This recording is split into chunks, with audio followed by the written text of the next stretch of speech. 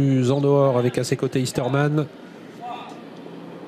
Attention au départ de cette jolie course, le prix de Château Renard, c'est parti avec une faute de Ginko Tellois, le numéro 9 qui concède de précieuses longueurs. On est parti tout à l'extérieur, isolé des autres avec Scott. Gilmour a été l'un des plus rapides également. Harrison Duplessis, Easterman se place tout de suite derrière les premiers avec ensuite Eradames et Hubble du Vivier. Comme on pouvait s'y attendre, Red Scott qui adore aller devant a pris un départ de choix et rapidement installé aux avant-postes par Gabriele Gelormini. En deuxième position, c'est le 8 Gilmour. Troisième place pour Easterman, Casac Orange. Derrière lui, le favori Harrison Duplessis se rapproche à l'extérieur. Hubble du Vivier, le numéro 11. Et puis au sein du peloton, on note Eradames, le plus riche de cette course, le numéro 13 devant Toto Barroso, Golmancourt ou encore Eros Zola qui patiente parmi les derniers. Scott qui est passé favori dans les dernières secondes, qui est en tête pour passer devant les tribunes. Gilmour le suit, Hubble du Vivier se rapproche, il vient désormais en troisième position. Il va profiter de l'intervalle pour se placer dans le dos de Gilmour. Easterman préservé en quatrième position, suivi par Harrison Duplessis, l'avant-garde du peloton en file indienne. On retrouve Eradames en sixième position, légèrement détaché de Toto Barroso. Eros Zola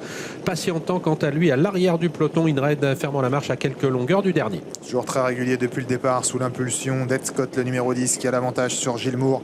Troisième place pour le numéro 11 Hubble du Vivier, le peloton qui a tendance à être en file indienne pour les 5 premiers. Easterman vient dans son sillage et puis derrière lui toujours le favori Harrison Duplessis. Eradames trotte juste derrière au sein du peloton. Côté corde, Ginko Tellois, Toto Barroso, Casac Orange à l'arrière en compagnie de Golmancourt, d'Inred et d'Eros Zola qui ferme la marche. Ils sont désormais en pleine à moins de 1500 mètres de l'arrivée avec Ed Scott qui a toujours le meilleur, avec toujours dans son dos Gilmour en troisième position qui commence maintenant à réagir, qu'il s'est décalé de la corde. C'est Easterman qui est suivi maintenant par Harrison Duplessis qui se fait ramener. Hubble du Vivier patientant quant à lui toujours sur une troisième ligne côté corde, avec également ensuite parmi les mieux placés Eradames. Dans le dos d'Eradames il y a une petite cassure où l'on retrouve Toto Barroso qui est en train d'effectuer la jonction. Toujours très régulier depuis le départ et direction maintenant le dernier kilomètre alors qu'ils abordent donc la partie montante. Ed Scott qui a l'avantage, Gilmour deuxième, troisième place en retrait des premiers, le néo-vent pour Easterman, le numéro 6 devant ensuite Harrison Duplessis qui pour le coup un parcours parfait.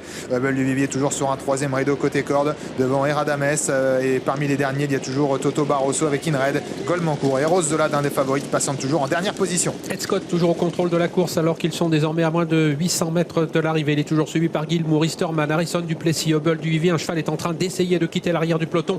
C'est le numéro 4 Eros Zola alors qu'ils vont bientôt pénétrer dans le tournant final sous l'impulsion d'Ed Scott. Ed Scott qui essaye de partir de loin, qui a toujours le meilleur devant Easterman. Easterman qui essaye de venir à l'extérieur maintenant d'Ed Scott qui a toujours l'avantage à 500 mètres de l'arrivée. Easterman donc qui vient à son extérieur. Eros Zola qui a produit un gros effort dans la montée et qui essaye maintenant de poursuivre au contact. Il y a Harrison Duplessis côté corde, Gilmour, Hubble du Vivier, Golmancourt et Eradames essaye de quitter les derniers rangs. Avec plusieurs concurrents qui sont en passe de pouvoir s'imposer dans ce prix de Château Renard au début de la ligne droite finale avec Ed Scott qui a toujours l'avantage, mais Easterman est en train de lui mettre une grosse pression. Eros Zola vient ensuite, Harrison Duplessis qui n'a pas complètement les coups des franches, mais ligne droite finale avec Easterman qui vient de prendre l'avantage maintenant, mais Eros Zola l'attaque tout à l'extérieur. Harrison Duplessis qui va pouvoir être lancé désormais. Eros Zola qui a fait la différence maintenant. Eros Zola qui confirme sa grande forme après avoir triomphé au trot monté. Il s'impose aujourd'hui pour la deuxième place. Il faudra voir entre Easterman et Harrison Duplessis. Ouais, très pointu pour le premier accès. Ed Scott sans doute quatrième devant Eradames, le numéro 13 qui complète l'arrivée du pic 5. Eros Zola très convaincant, il a fait